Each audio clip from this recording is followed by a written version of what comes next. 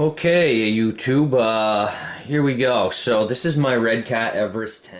I've done a fair amount of work to it and I'm really happy with it.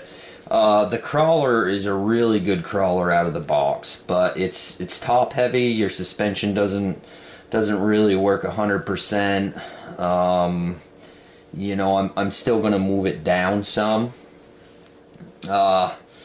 I put a big D-ring on the back. I have some other accessories, so I got some more videos that I'll shoot, hopefully coming up, that will put some of the finishing touches on. The truck goes really good. I took the foams out, did all that. JB welded it, so they're super sticky. These Panthers are awesome. I can't. I think I got them for like 19 bucks a set, 20 bucks a set or something. So I'm gonna do some other tires in the future, but for now these were good. So let me pull the lid off this thing and we'll take a look. Bought some stainless steel chain for now. We'll put some other stuff on there. Maybe a winch. I think I got some other stuff coming. So yeah, here's what I've done. So basically, first thing was the battery stuck way out in the front, and I didn't like that. This is not finished. This is not the ESC that I'm going to run. This is an XL5. Basically, it's what is in the Traxxas Stampede, a lot of Traxxas products. I also went to a 12-turn motor, and it's a bit much, so I'm going to go back to a 20-turn first, and then I'll go back a little more to maybe like a 27-turn if I'm not happy with that. But I built this aluminum ladder kind of frame, and it's not completely done. I think in the future I'll cut back here, cut here. It sticks off, as you see. Sticks through the back a fair amount, so I might do some more modifications there. Same thing in the front. Of course, I'm going to be putting a winch on, so that'll come up first. To get the Titan 12-turn in there, I was unable to have my links hooked up on the inside, oil in, and that has helped a ton. The flex is good. It's a lot smoother. The factory oil that comes in the Everest is super heavy. I don't know what it is, but it's a fairly heavy weight. So yeah, I put the shock oil in. I went tubeless, upgraded the tires, moved my links. I tried to move these two. I see some guys on YouTube moving these around, but the way that it's sitting right now with the 120 mil shocks, I've got some hundreds on order, so I'm hoping to move its ride height down a little bit and lower its center of gravity. But we'll see how that works out. If I go with, when I put the 100 mils in, it should lower it about an inch is what I'm figuring. I have fairly aggressive drive shaft angles, but it actually hasn't been a problem really. My drive shafts have popped off a couple times, but so didn't they did on the Max Stone that I bought my nephew too. So in the future I'll be upgrading the drive shafts, and when I start having problems with the diff, something like that, maybe. So the other thing that I did do, and hopefully this is going to come out, is I put a spur gear and a pinion gear off of, I think it's a Volcano.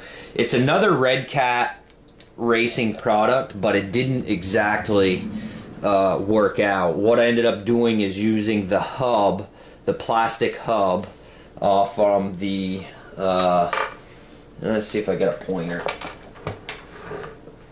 The plastic hub. So this is this one bolt, and then this one bolt here, or panhead screw, is holding this spur gear to the plastic hub that comes factory on the two-piece spur gear for the Redcat Racing.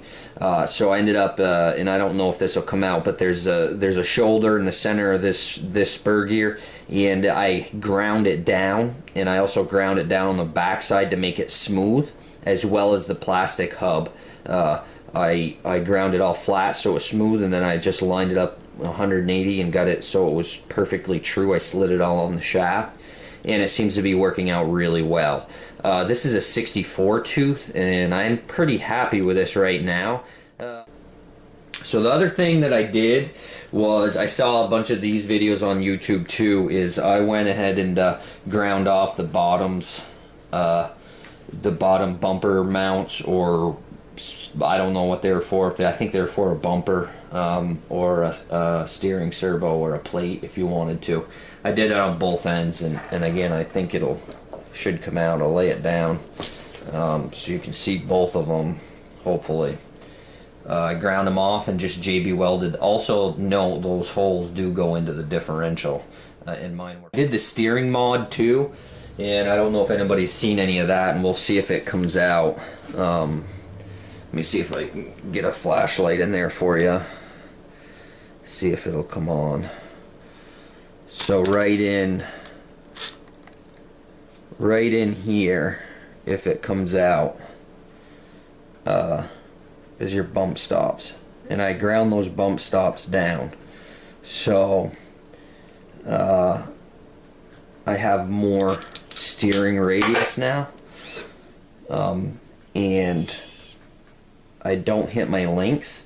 So I bought new lower links because I'm thinking of putting straighter links in there and then bending them just so they're just barely clearing. Set up here, and then I moved my body down because I didn't like how, I don't know if I can actually, I think the old holes are right there. So that's like around where the body used to sit. So I drilled it, put 2 in, plus 4 pins is kind of cumbersome, so 2 works out pretty well for me. I don't have the lights on order, but I think I am going to put some lights in. I'm not sure at this point. I was going to put a new body, but I kind of like that blue, and I'm pretty happy with it. I got the diff, the servo, the motor. It's all out. I'm going to bolt this battery tray down and permanently mount that. I'll flip it up so you can see what I did there. It's not permanently mounted because, like I say, I'm not running the 3S LiPo, but I put these little pieces of aluminum in here and then cut the holes out for the strap to hold my battery. And I modified the battery strap, the battery plate, if you will, because I wanted to get the battery as low as possible in the frame, you know, to lower my center of gravity. Upper links, when I moved them to the outside of the frame, they were wanting to bind a little. I mean, they worked, but it wasn't a real smooth motion, and I didn't really want to affect my suspension flex. So I mean, I might have already by making them completely vertical, but it has a more scale look.